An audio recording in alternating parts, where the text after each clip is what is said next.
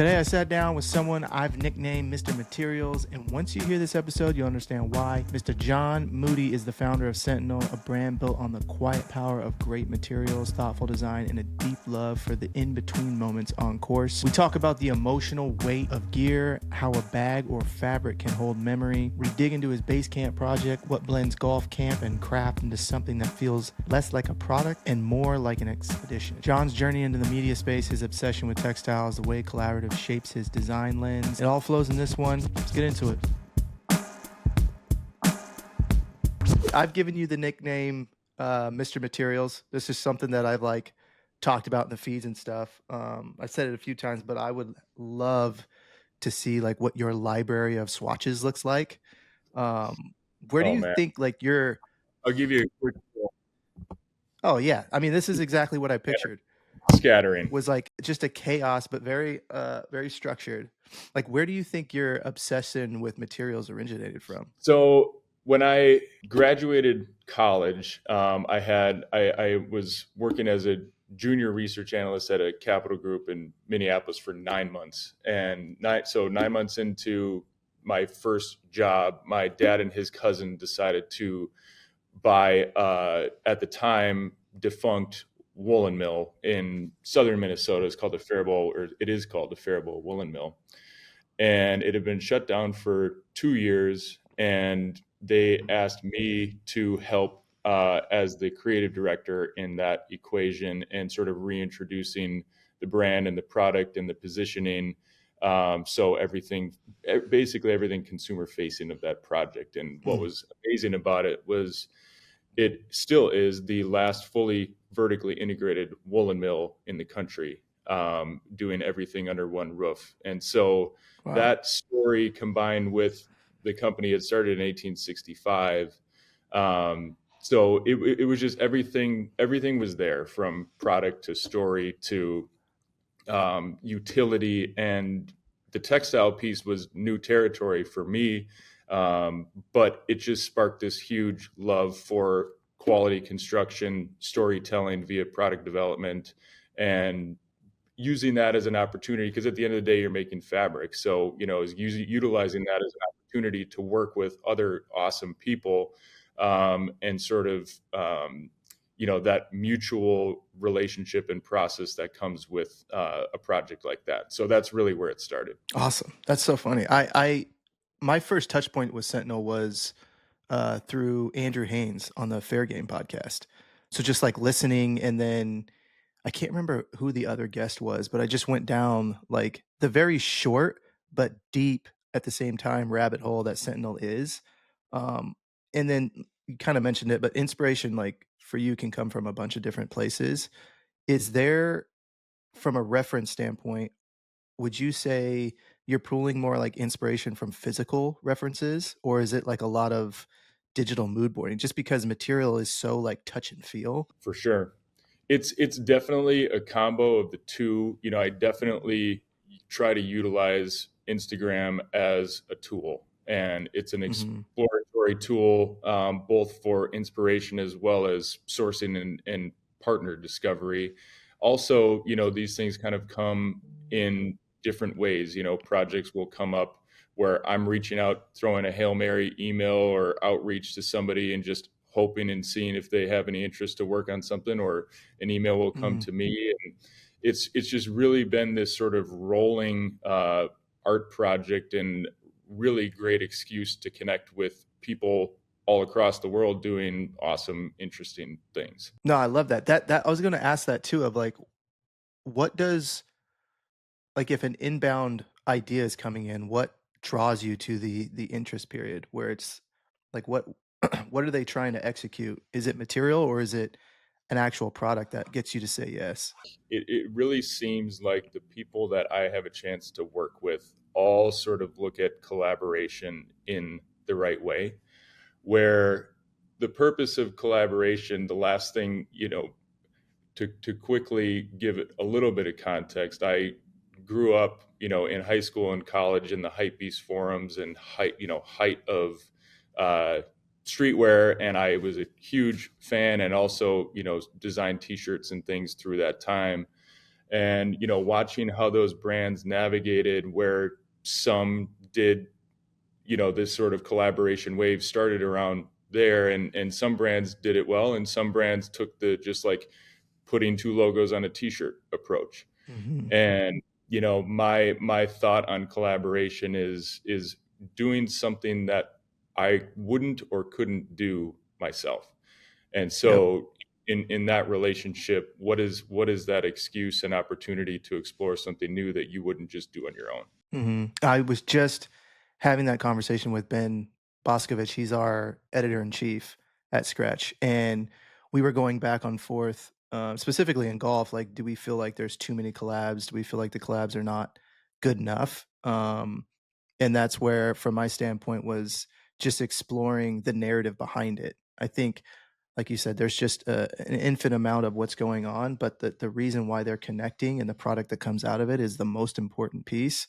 What is your batting average for when you're reaching out, trying to figure out if a connection point makes sense? I would say I'm batting around 500, maybe less. Sometimes I just throw it out, never expecting a response, and I'm like, oh my good, they got back and they want to do something, like holy.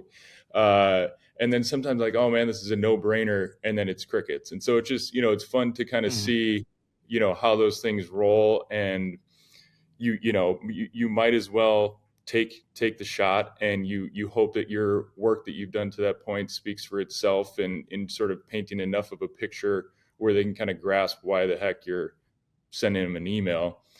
mhm.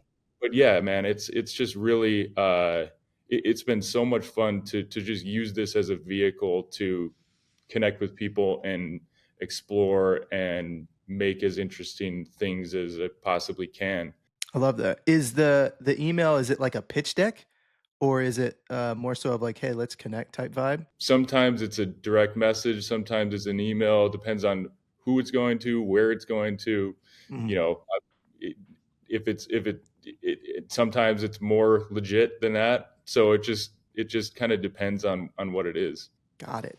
And then early in the Instagram feed too, I was just like scrolling back every like couple of weeks. I'll just take a look back at some of these brands that I like really enjoy just to kind of see how things have evolved over time. And then even going back to like the inspiration and like reference points, there was a lot of like military jackets. Like, Yeah, does that play a big role into some of your design? And then again, like what you think is interesting in the space? I do. I think it's one, an admiration for it. It's two, an appreciation, and three, I think it's something that you can look at over the course of time, and strictly from an aesthetic perspective and a function perspective, it's the most timeless, execution of functional garments that is possible.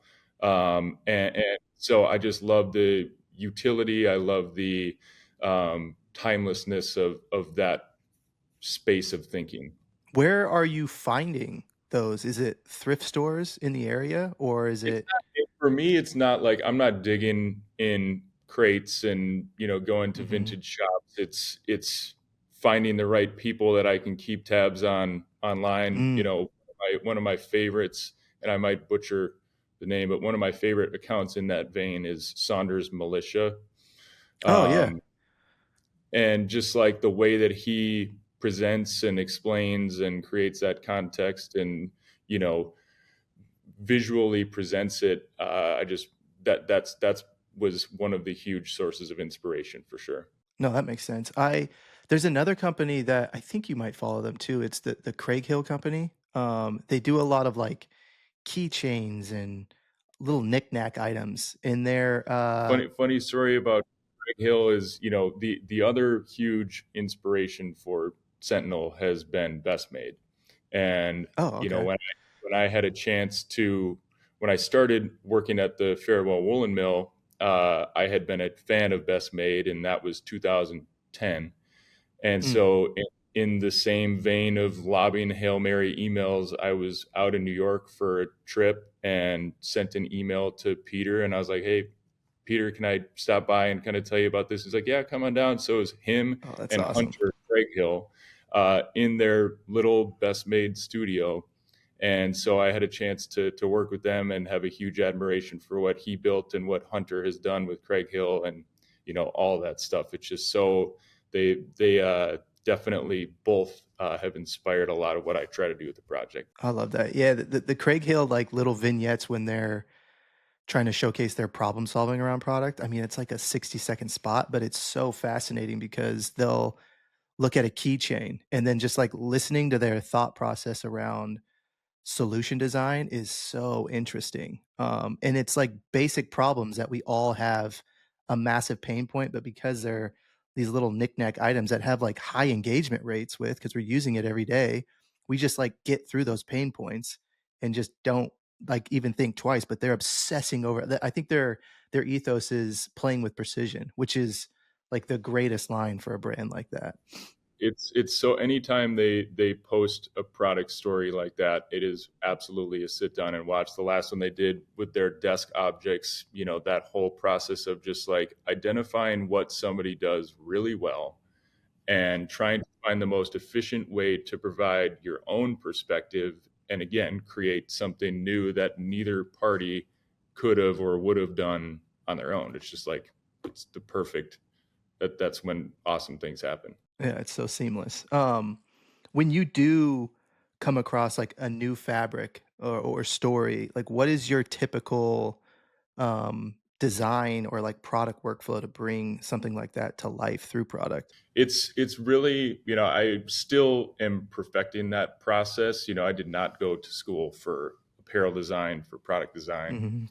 Hmm. I went to school for marketing and entrepreneurship, and on the side, on the side of that entire endeavor has been an obsession and love for design and product development, and so it's really been a self-taught approach on that side of things, and has come with a lot of trial and error over the course of time. And so I feel like where I have things now is I do have a much better sense of application and potential, and trying to make that development process as efficient as you possibly can, and not wasting people's time trying different Hmm. things. Trying to make sure that what you want to see come together is worthy of the effort. Um, so I feel like my process on the textile side just starts with getting as many swatches on this table as I possibly can, figuring out what the right application, and if I see something that's like, oh, that'd be sweet for working with X, or that'd be perfect for going and doing this with Y. Like it I just love that it's like Christmas every day when pack of swatches shows up, and you just like get to sit down and take time and just sort of dream about how it comes together. How are you organizing a lot of those textiles and materials? Is it by like origin or Most of like the what's that time it's by process like? manufacturer, like by mill, but when you talk Mm, about like office organization, it's pretty sad, my organization skills. But I do, know where everything is, and sometimes I'll just kind of keep things aside, and when I'm digging for something, I'll either know where it is or know what pile to kind of dig through for re-inspiration. So it's a lot of just like filtering and organizing and constantly hunting for mills and stories and products that people are making, and it's just a hunt that I can't seem to not do. that's awesome. What do you think is more of a thrill, like coming across a new textile or actually bringing that textile to life through product? I think it's more, I mean, thinking about it, I do love the exploration of it. Like I think I get more excitement getting a swatch than getting final product shipped, because you're already done, like it's already done at that point. And Hmm. I think there's more, the thrill is more like what it could be rather than what it ends up being, even though what it ends up being, if you did the first part right, is going to be good too. Yeah. Where's been like the most like unexpected find? Is it something like recent or something you found over the years? I think, so we work with Cut and Sew Group in Kingston, New York, and the guy who I have had a chance to work with over there, his name is Asa Warshawski, is just like super intelligent when it comes to cut and sew, product design, sourcing, has an incredible understanding of overseas dynamics and great manufacturers. And so one of my favorites that has played a huge role in the past year of development is he introduced me to this Teijin, and I could be butchering their name, but Teijin is a Japanese mill, and they make the Delta Peak fabric. They make other incredible lines of fabrics, and so that that specific intro has just opened some really great doors and storylines, and so that's been one that's been super fun. That's awesome. Yeah, I'm wearing the Delta Peak now. It's one of those I'm like I've been an athlete my whole life and I have really long arms. So like from a hoodie standpoint, one of my favorite articles of clothing, like I've always had issues with sleeve length. And like Mm. right when I popped this on, I was like, John made this for me. He didn't even realize it. Like the sleeves and the cut and the length and like where it fits, everything is perfect. And then you start like nerding out about how it feels. That's again just going back to like visually, I was so obsessed after I heard about the brand when I was in the rabbit hole. And then going to the page and like again, the brand side of me does read a lot of what I see on like e-com platforms and stuff because I want to get a gauge of like the about us section. I want to understand like what is important that you're trying to articulate through product description pages and like it feels like the back of a box of like I don't know, random food item in the grocery store. You're like, you've never heard of any of the ingredients and you're trying to figure out how to pronounce all the textiles and materials and stuff. But yeah, I mean, there's been countless pieces of apparel and gear that I've had in hand and just am obsessing with and tinkering with all the time. So kudos to you for that. Thank you. Yeah, Um, that fabric specifically was definitely one that when I opened that swatch, I was like, this is going to be good. Yeah. So From and to that note, like your product line has been really consistent since back in the day when like the brand first popped up on Instagram, like the Scout cases, the bag shag, Walker bags, obviously, just as some of like the few core items. Like, do you feel like those products offer the most familiarity within the golf category, but also at the same time, like the best blank canvas to work with? I think so, and I think it's a nature of those have been such no brainer starting points and like a Yep. great foundation to the idea. Um, but I think what I get to a fault, I really love uh, the hunt, like I was saying Hmm. earlier. And so for me to sit and focus on one product or assortment, I can't physically do it. And so Hmm. I keep trying to figure out what other things I can work on.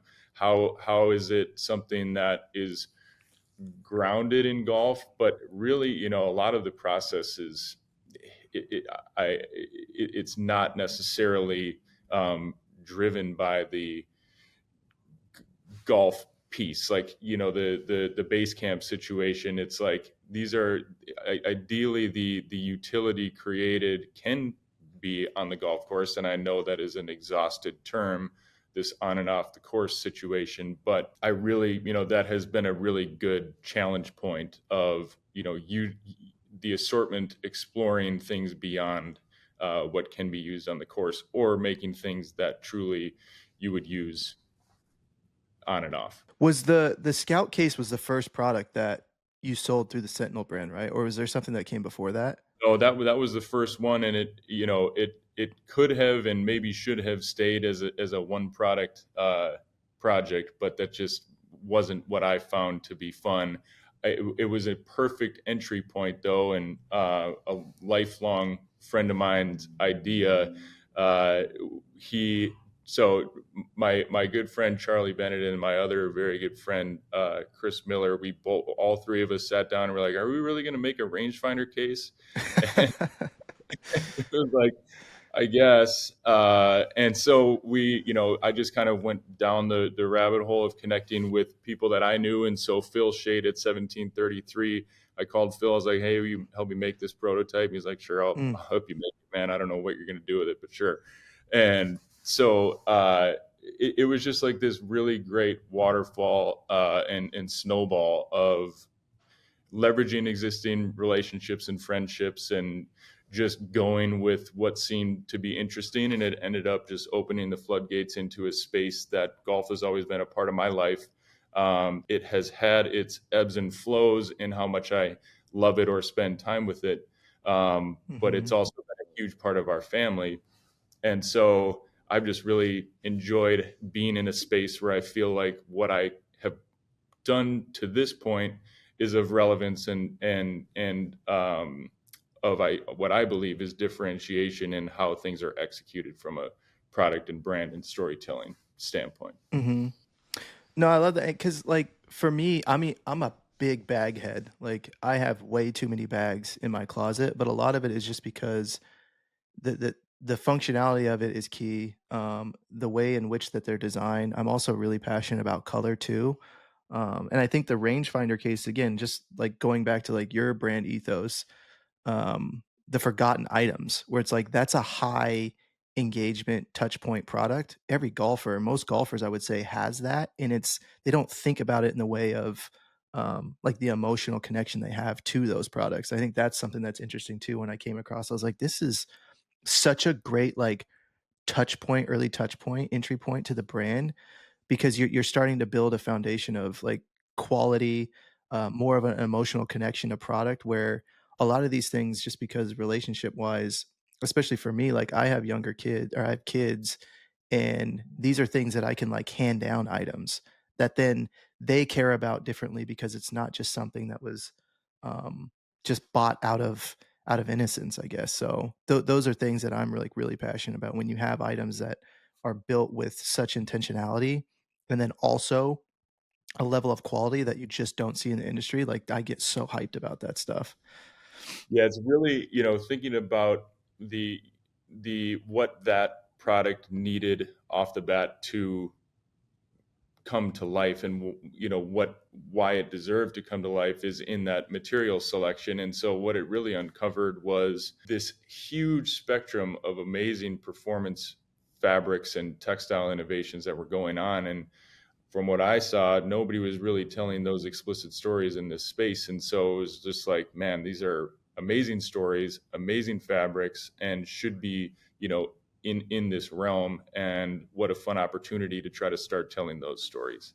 When you're building new products, or even trying to take your existing product line and introduce new material design, like how far do you take it before you have to put it on ice because it's either not working out or you just need to like take a break to think about better ways to execute it? There have been some that I thought were sure shots that just kind of came to a screeching halt, and you just kind of put them down, whether it's sourcing or construction, or you can't get, somebody's not set up to run that product, or you think, man, how is this ever going to? There's no way that this can be made. There's no way that I can figure this out, and then you just keep muscling and keep muscling, and you end up figuring it out. And so it's just so those are the that's what makes it fun. And I think that's what fuels the addiction of, just chasing these things down and Mhm. really trying to work with people, meet them where they are in their process, not trying to over ask or overextend, and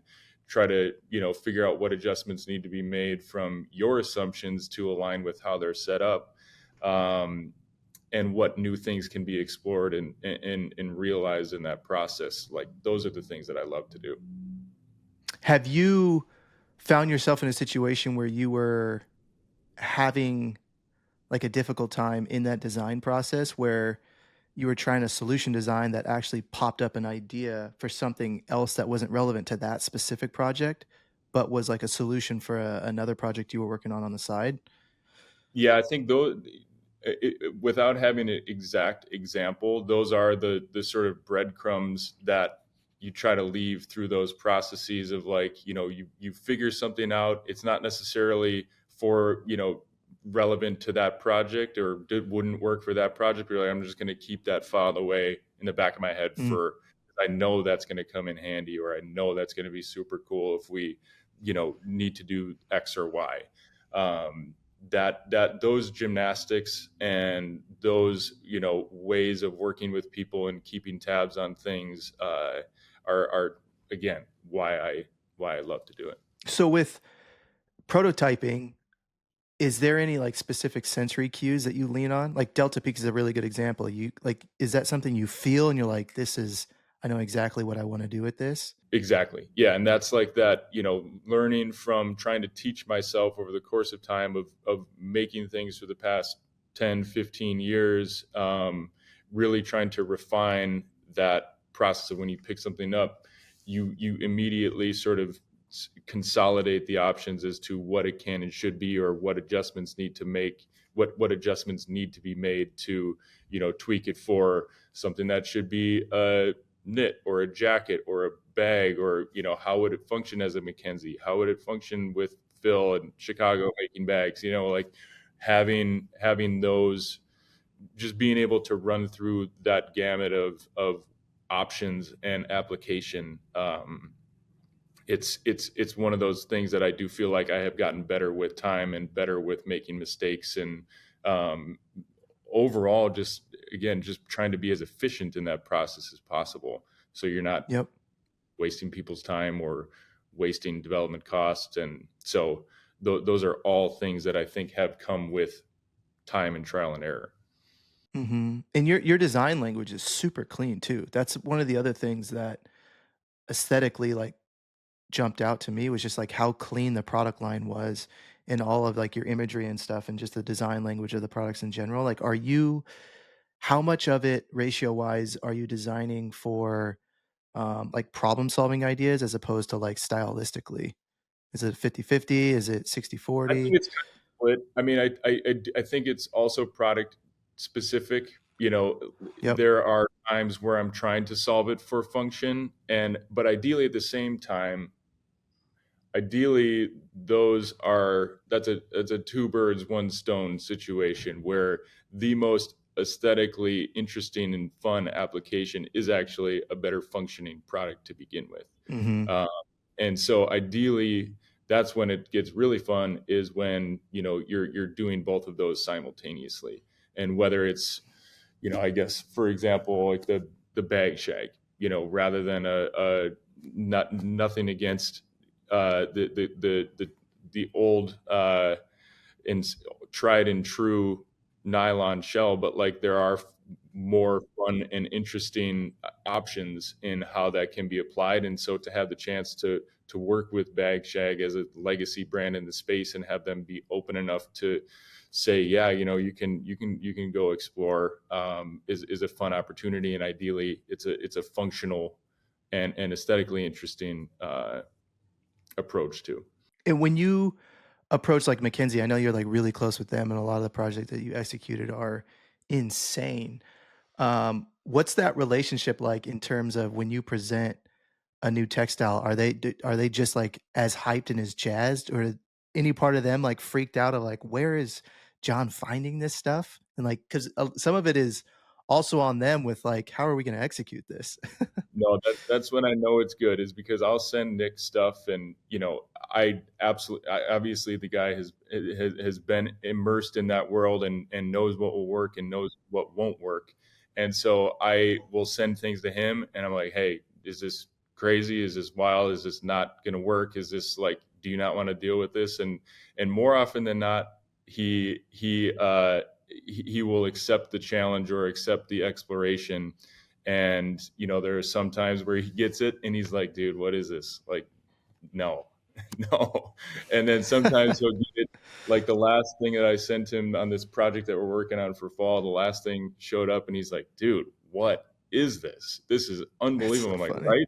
So it's just so fun to sort of use that as a sounding board, and use it as a temperature gauge of is it on the right track or not. And so that relationship has just been so much fun over time, and just being able to draw on his expertise, and be able to learn from him on what works and what doesn't. So I've just really appreciated the relationship with Nick, for sure. With the inbound stuff, like how many pitches are coming in that are interesting to you that are not a part of like your current product line? Because I'm sure, again, just because of the success that you have in terms of these products that get executed, people probably throw ideas at you all the time. Like how what is that like? Like what is your filtering process like? Well, for better or worse, my capacity and the people that I work with's capacity is so low, and the margin is from my end uh, not great. So those are two constraints that really don't allow for like free reign exploration or taking on infinite projects. So there's a lot of things that I just can't do, even that I want to do, just in how, making things at such a small quantity, making things here in the U.S.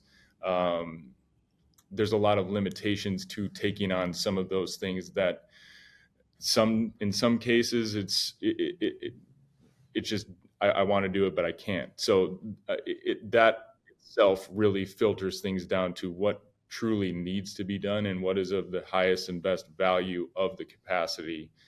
Mm, So even when it comes to working with clubs and different, there I just don't have. I would make $0 in setting it up for traditional wholesale, but there are some cases like Terra Edie where even I would happily make anything for those guys and know that there will be no profit gain, but to be able to work with them and to be able to have that be a place that people can experience the product, that those are those things that are worth forcing. no, 100%. And that's a good segue into um like I think as material in like clothing has just over time gotten cheaper um and been a little bit like more accessible, like the barrier of entry is a lot lower, like for anyone to produce clothing or gear to that capacity. Obviously things have like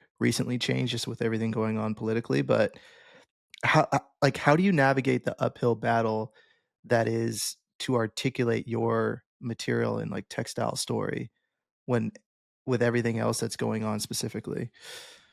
I have taken it to a probably to a fault, but I would rather do something and make something and have it be priced within reason, fully knowing that our price point is higher than normal. But if it was priced for true retail based off what I'm making it for, it would be laughable.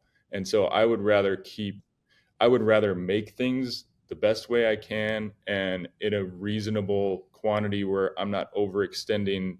All of my previous retail endeavors have been very cash requirement heavy projects. And so with this, I have made it a point to not overextend on inventory, and I'd rather make less and have a smaller margin, if a margin at all, and be able to make things that I think are worthy of being made and worthy of sharing. Um, so I'm just kind of taking the hit on the short term both to fulfill what I feel like is worthy of making things that are worthy of sharing, and also in the hope of, if and when it makes sense to make more at a true scale, that there would be Mhm. room in that situation to do so. You're putting together a legit body of work, which I think is really important, especially today because of fast fashion and the scale of like commercialing things is just I don't know, especially in golf where there's this really like elephant in the room around sustainability and like intentional design and product that elongates isn't just something that you grab and go and tosses away within a year. So again, that's why I go back to just the durability, the material quality, and then the story is just also really important. What's something to that note that you wish more golfers cared about when it comes to like what they carry or gear they wear? I don't have I have a hard time telling people what to care about, because I remember I didn't really, like I mentioned before, golf has always been a part of my life, and I've always been around it, always loved it. It's been amazing for friends and family and all this, everything. But there was no consideration with how much I loved product and design and textile, and with how much I love that over the past 10 years, before starting this project, that didn't extend into golf really. And so like I remember I went out and I had a chance to play with Michael Williams at from a continuous lean, and we went out to play and he looked at my bag, he's like, dude, you have no head covers, you have no, like, your bag is covered. Like, what are you doing, man? And so I just like started and so I just kind of realized, like, man, my interest had stopped before, it stopped at golf. And so Yep. for me to tell, I just think it maybe just what I would say is kind of let those interests bleed into golf and don't let it be like Mm. this stopping point.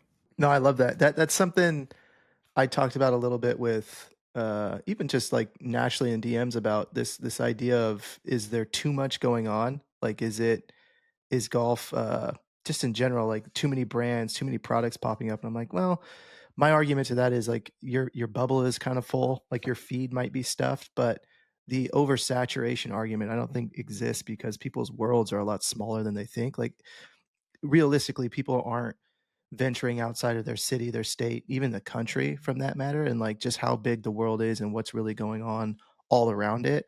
The idea of things being oversaturated in a market just, I don't know, to me it doesn't exist.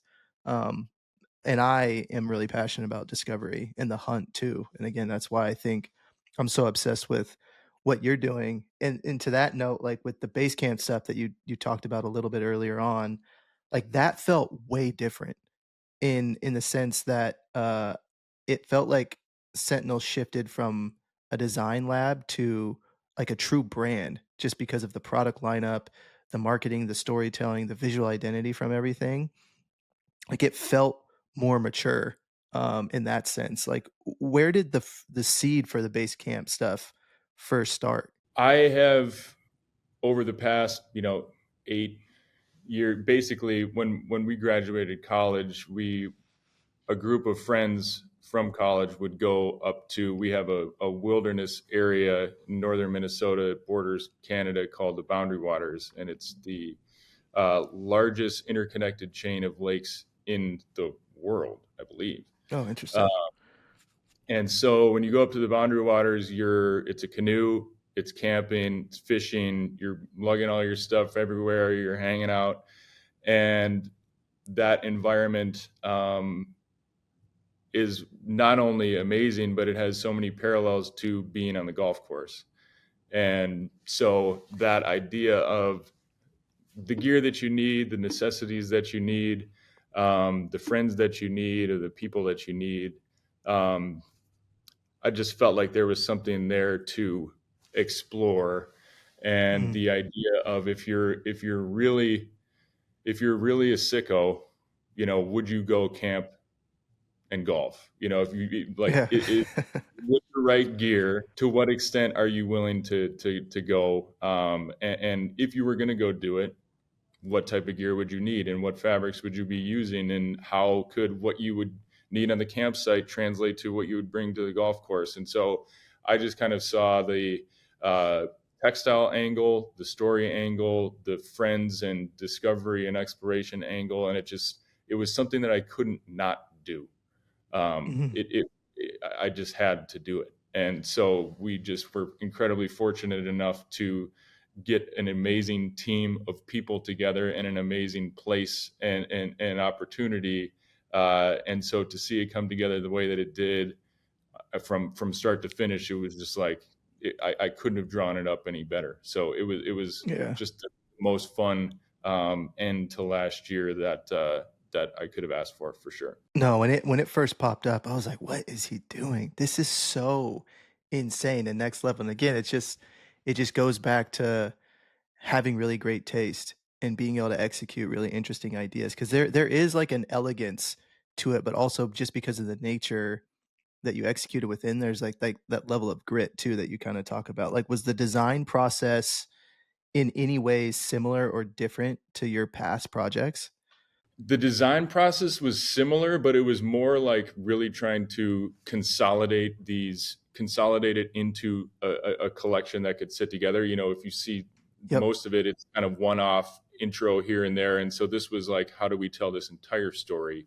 But that's on the product side. On the story side, usually I am, trying to quarterback all of the efforts. Again, probably to a fault. And so the Basecamp project was one where I thankfully had amazing people to lean on to lead the charge in areas that I have no business attempting to be meddling in. And so to have Carl and Jason and Andrew, all along in that ride and putting what they do best to work, it was just like it, I couldn't have drawn it up any better, and to see what they did with that idea was just the coolest thing. That's awesome. Was there any material that was like really hard to work with, but you just couldn't let go through the process?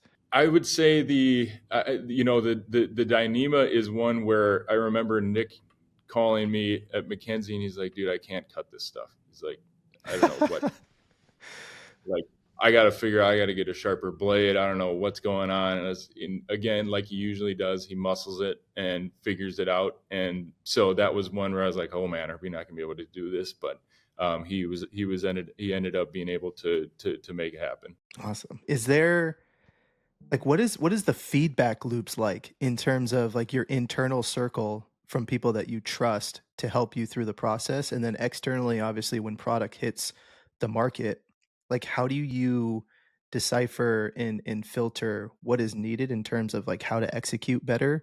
I think it's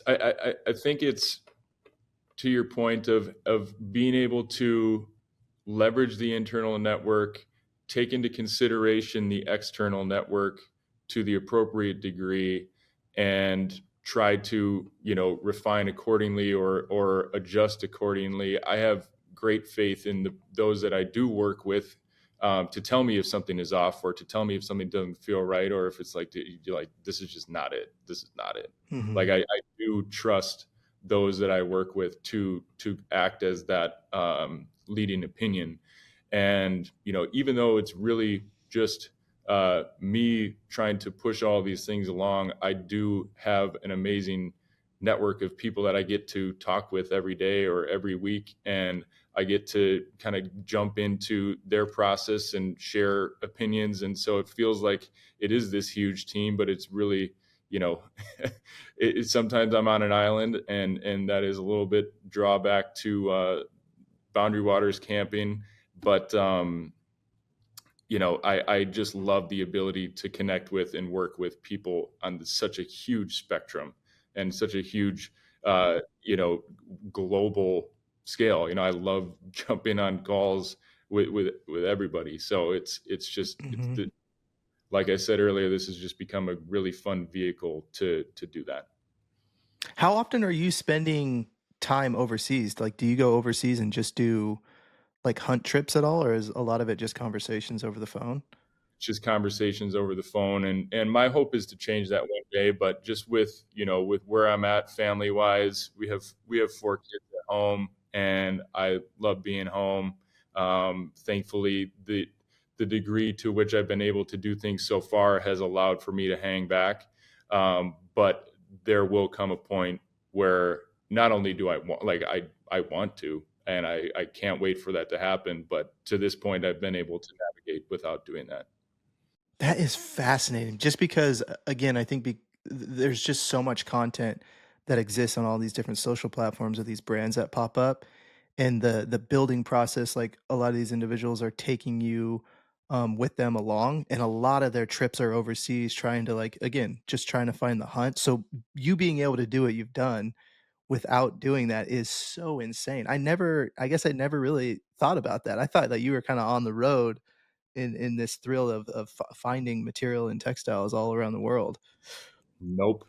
But thankfully there's the internet, and thankfully there's social Yep. media. And thankfully those that I do connect with, they're so dialed that I can kind of, it just works. So it really, I've Mhm. just been very fortunate to work with people where it doesn't need it to that extent. And the scale to which I'm operating at is so small that, it's not like it's not a huge ship. And when you're either making pitches or introducing the brand to anybody new for the first time, like, is there a go-to product or collection where you're like, this is the best version of Sentinel? I have I have one. I don't even know if I can. I don't think I can. I don't know if I can share what it is um, yet. But I do have one project that will be coming this fall that I do believe is like the ideal from for where the brand is at currently and for how things are made and for what we try to focus on and representation of great textiles, great manufacturing, great story, and great purpose. This project, I think, embodies all of those things amazingly well. And also in that spirit of collaboration of doing things that I wouldn't do myself, it Mhm. comprises all of those things, right? I wouldn't have used these textiles. I wouldn't have used these things just in a straight up Sentinel sense. And so it's just like so fun to see those things come together where you're like, man, this is just a really fluid, natural, appropriate, fun sequence of product and story. Are you thinking about a consumer in mind through that process, or is it just trusting your gut that this is something that needs to come to life? Yeah, the marketing entrepreneurship degree aside, I am not. Um, I'm purely going on gut and what I think is interesting and what I think is, what would I spend my money on to use and what is worthy of what do I think is interesting enough to warrant that. So that's for better or worse my gauge at the current point. Which I think is the greatest like breakthrough advantage because you're not thinking in silos, you're not thinking through templates. The only way to really break out with where you're at size and scale wise is just to create things based off of your personal taste. And like I had a really interesting conversation with Stephen Malbin from Malbin, and he's an older, I think he's almost going to be 50, but he was talking about just like his design process, and he's a pen and paper guy. And I can see that reflected through his like design language as a brand. It feels more art driven. And like I'm a huge Tinker Hatfield fan, and like he's a pen and paper guy. And like think now one of the questions that I asked Steven is like, do you think with the introduction of the internet and a lot of these like design platforms where people have lost the sense of like hand, like the human, the personality aspect because they're designing on platforms and on digital properties as opposed to having this like, I don't know, like personality driven behind some of their designs. And this I think is the same but a little bit different in the sense that you're going off a gut, you're going off a taste, and you're very hands-on material driven. Yeah, I feel like every time I have tried to be like, oh, well, I might not like it, but I think somebody will. Every time I've tried that over the course of time, either it doesn't sell or I look back and I'm like, man, that just was a bad, that was just didn't, it's like a sore thumb. It's like, Mm. why? Why did I try to do that for somebody else? Hmm. What do you think the brand would look like if you had, 100x resources? There was a a really interesting interview like years ago with who was it? Lorenzo from Fear of God.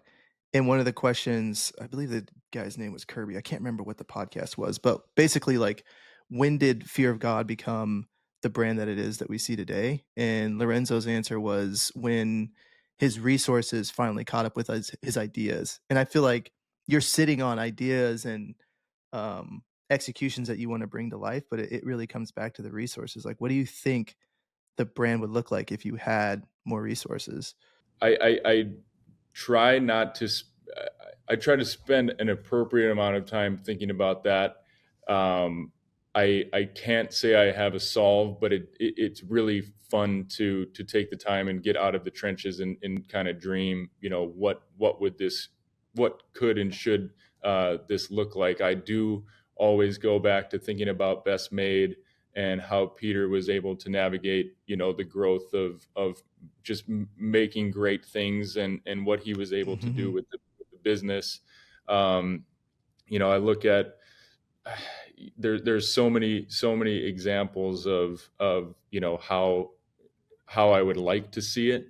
But I have a huge love for apparel. I have a huge love for gear. I have a huge love for storytelling through product development, and if whatever that could be, I guess it would just be a better version of, and a more refined, more efficient version of what's going on now. I think it's obviously a huge, delicate balance to take it from where it's at now to something more significant, and I think that's the real challenge of keeping hold of a brand and what makes it special, and the limitations and the positives that it in its current grassroots state, and how does that maintain over time. There have been so many that have been done that have done it well and have been able to do it, and there's so many that it gets lost in translation. And so that's really the part that I think about most, is how do you maintain that character Mhm. with growing scale, and doing that appropriately. So I think there is totally a bigger version of Sentinel, and I I would love to have the chance to figure out what that is. Mhm. No, I love that, and I think, again, like, your patience, um, and the body of work, like, speaks for itself. I think that in a time, again, just going back to, like, fast fashion, the nature of it, like, there is true personality, there's true character, like, you've established at the core what you wanna be, and then to your point, it's just like, how do we build on top of that in a way that still stays who we are, who we've always been, which I think is really important, especially in golf when, like you said, there's always a commercialization effect that happens where some of the soul of the brand can easily get lost as operationally things grow, new ideas, you're constantly trying to figure out the yeses and nos that you have to attribute towards. So, but no, I'm a huge fan. I think word of mouth still is a very powerful tool, and I know everybody that I've ever talked to that is engaged with any of your products can't believe that something like this hasn't existed to this capacity before. Yeah, I Um, think I think the big challenge there, and not to take it beyond the discussion, I think the big challenge in that deciding factor of if you had the chance to take it to be more significant than it is the focus more on the golf side of it, or is the focus more on the layers of how brands have been able to transcend? And I mhm, find I I think both approaches are warranted of consideration. I think the more fun approach is how does it transcend, um, but I think there's still so much more to be done in golf, and so I think that's a big decision point too. That I have tried to explore the fringes of that, with the base camp piece, working with yep. so there's just so many layers that I just think are those boundaries are fun to explore. No, and that's like the whole like ethos behind this first season is exploring like the idea of what golf as a lifestyle actually means in the real world. And like I've been on record saying it over and over and over because I truly believe it that golf is going through its first lifestyle era, very similar to basketball. I'm very passionate about hoops. Played college football, been around football my whole life. Like they've had their lifestyle era. Hoops has had its lifestyle era. Golf hasn't really had that yet. Like it was in contention when Tiger was around, but it never like had that tipping point. And I think now just because of participation, people like yourself who are jumping in, um, bringing to life product that is so different than we've ever experienced in the sport. Like now we truly are on the fringes of what it's like to look at golf through not just a sport, not just a space of leisure, but like a true lifestyle that people have conversations and engage with on a way that we've never done before. And again, that's just why I'm so hyped about what you're doing, and I really appreciate like your patience and stuff. One of the last questions that I have for everybody on the way out, is the style story question is what I call it basically. What's a story behind one item in your closet that you'll never get rid of? Whether it's a piece of gear or a piece of apparel, just something that has a special meaning. And then what does that item mean to you? So I have a few of my grandpa's ties, and Mm. one of them I had a chance to wear at my wedding, and my brother had a chance to wear at his wedding,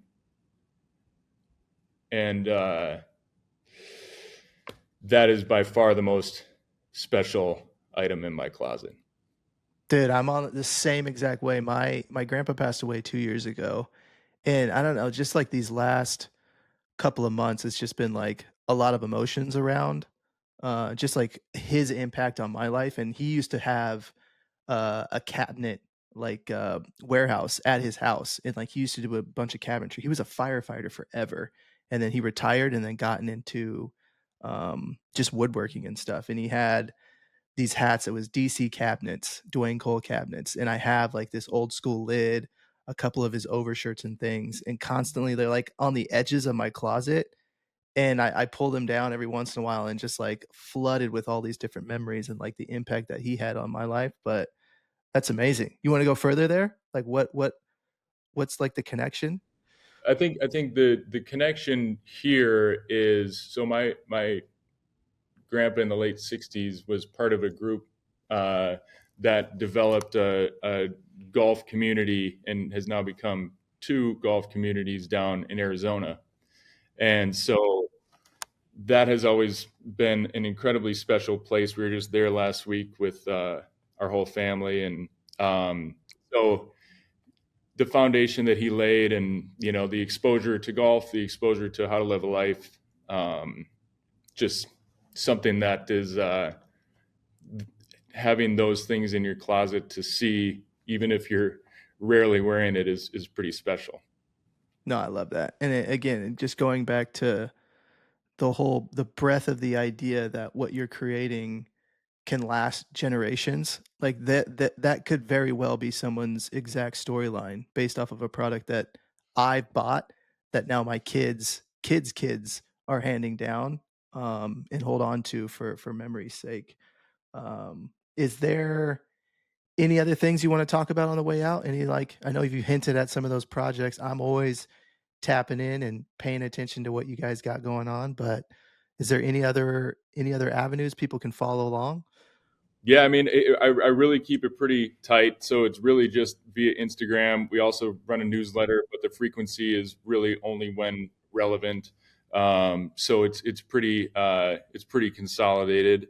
I am excited for summer projects. We got some really new, whether it's iterations or restocks or fun stories and collaborations that just this tidal wave of activity. So I think it'll be a fun spring, a fun summer, and should be a good fall too. So I guess just stay tuned, and if anybody has any questions, I'm at the helm of the account. So send me a note.